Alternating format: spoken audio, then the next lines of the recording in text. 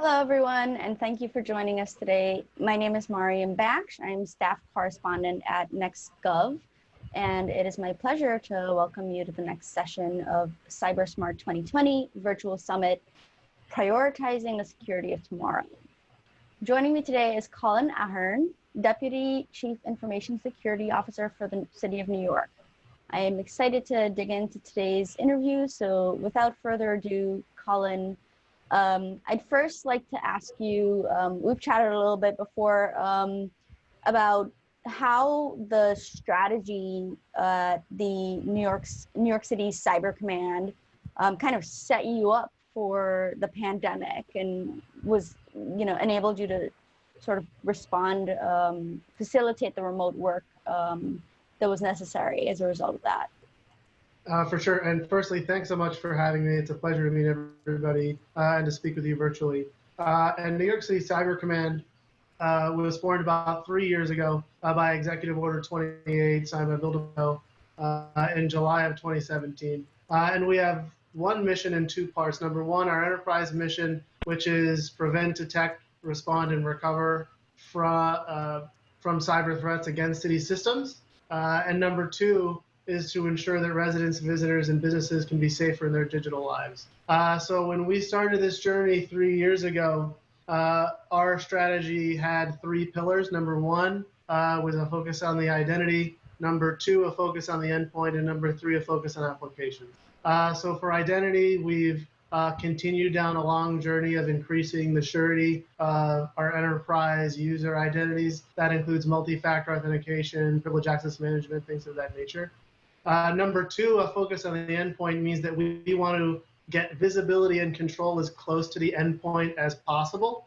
And so we went on a very successful journey to increase, in fact, almost tenfold the number of endpoints that have visibility and control from our organization.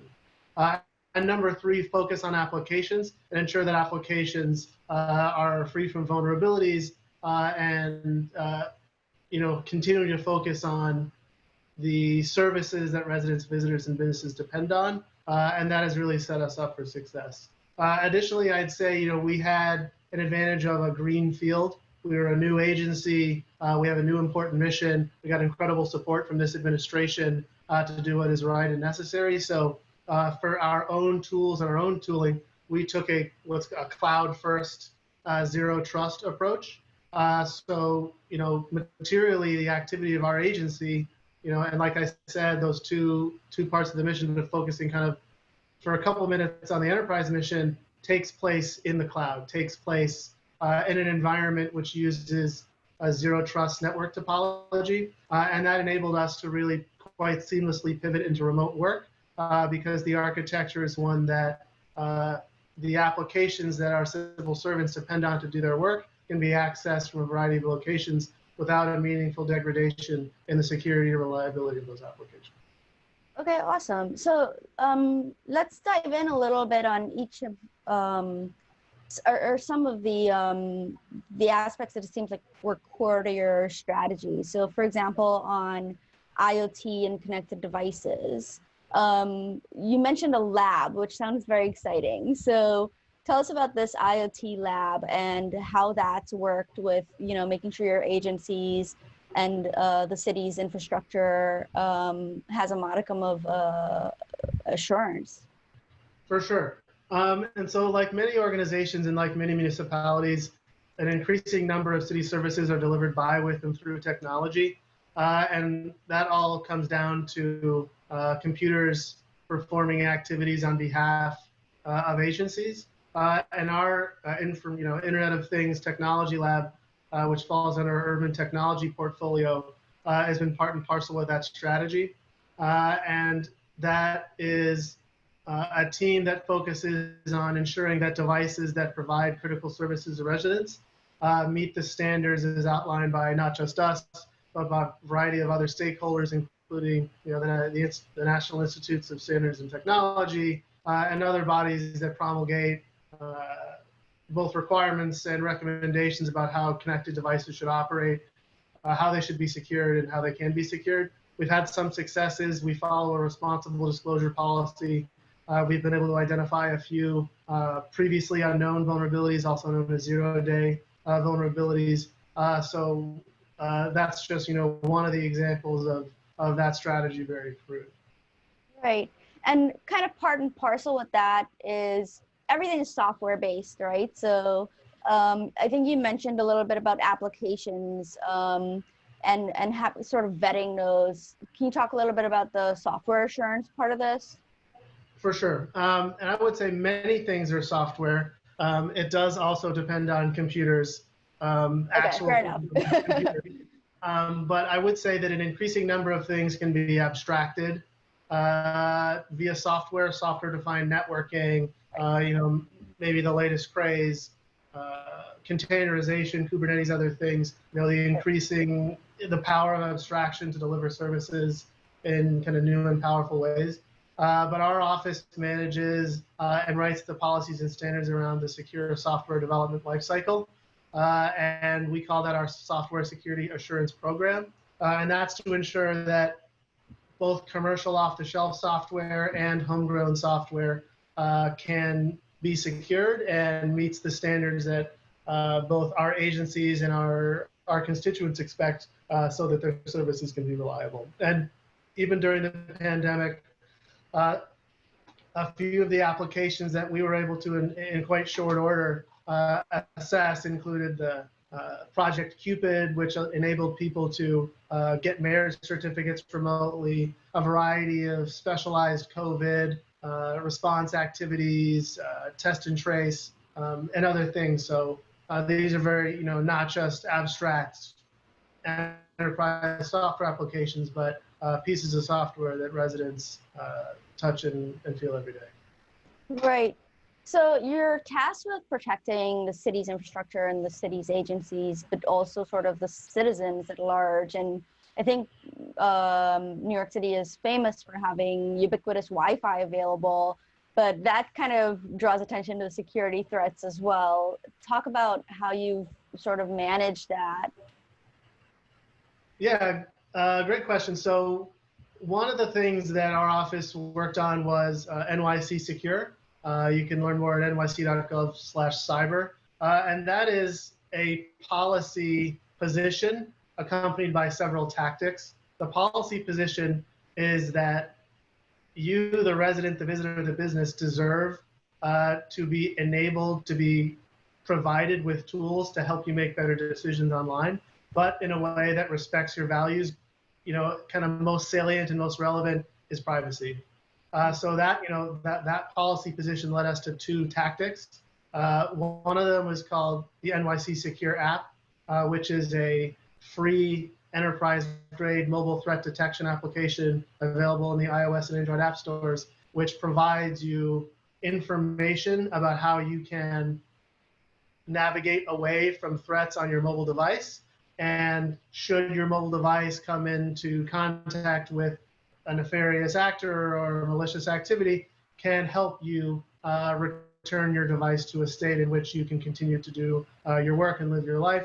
But I would say worth noting and worth mentioning is that this does this all without sending any data off the device. There's no personally identifiable information collected by our office, collected by the app, the company that we partnered with to make the app. That's because we don't believe that there is a trade-off a resident, a citizen, or a visitor should make between privacy and security. I think that's a false choice.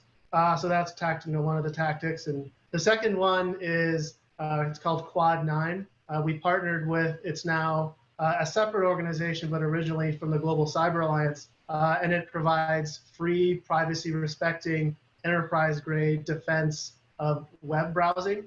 The system that underpins the World Wide Web, or a part of it, kind of most relevant to one of the use cases we tried to address was when you are surfing the web, we want, in as many places as is possible, you to be free from the worry that a website that only exists to victimize you could be accessed by you without your knowledge. So this technology is called Quad 9. Formerly, you'd call it recursive DNS filtering technology.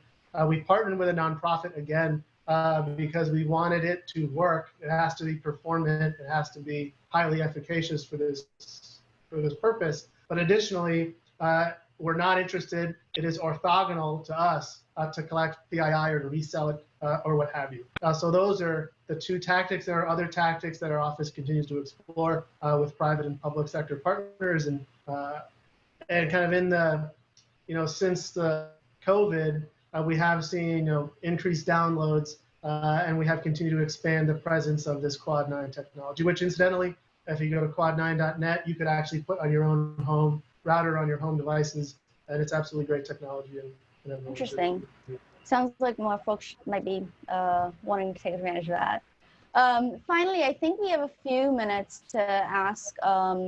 You've submitted, your office has submitted a response to the National Telecommunications and Information Administration, kind of commenting on the national 5G strategy.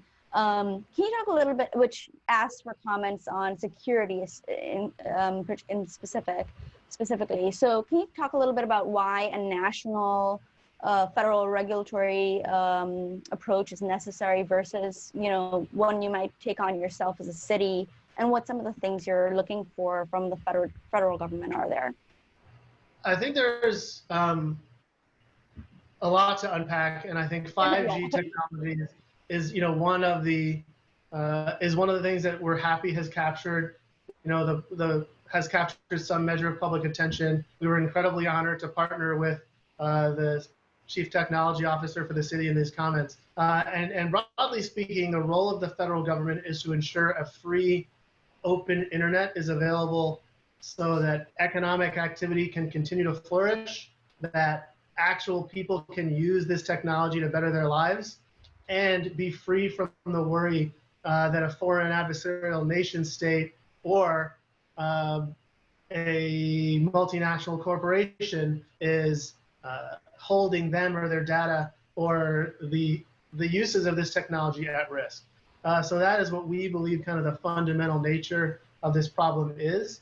And one of the things that we're looking at very closely is some clear lines of exception for public safety and necessity, net neutrality, and ensuring that no data is throttled, continuing to support the internet, including 5G, and the availability of broadband technology generally as a human right and not as a nice to have for the privileged few. And the 5G technology has an incredible amount of promise to bring to life these aspirations. And we're excited to be partnering with others around the city and around the world to make that a reality and ensure that our federal government holds those ideals and as first order principles, not as things that are nice to have, would be tacked on at the end. This might be a surprise question, but have you taken a position on end-to-end encryption as regards 5G? It sounds like privacy is at the core of a lot of the way you're thinking about security in the city. I think end-to-end encryption is a really interesting problem for a lot of reasons. There's a lot of interesting, I think, technical discussion happening within the 5G space generally and the end-to-end encryption space specifically. I would say as a network transport mechanism, I would say the interaction of 5G technology and IPv6 or the increased ability of network operators to achieve what's called non-repudiation or the, reducing the kind of literal effect of anonymity within these networks is something that a number of people are exploring what that means, including our office. Obviously, it's a big and complicated issue, and there are legitimate reasons for both of these stakeholder groups to feel very passionate about these trade-offs. In some cases, those trade-offs are more imagined than they are real, but in some cases, those trade-offs are real. And as a polity, we're looking forward to engaging in that meaningful discussion, and so we're very much looking at that issue. So thanks for raising it. Fair enough. Well, thank you. Unfortunately, I think I've exceeded my time, so we have to end the session there. Thank you so much, Colin, for such a great conversation. And thank you to our audience for tuning in. We will be taking a short break now until 12:45, but be sure to come back And tune in right then for our next panel discussion, Emerging Technology and the Law.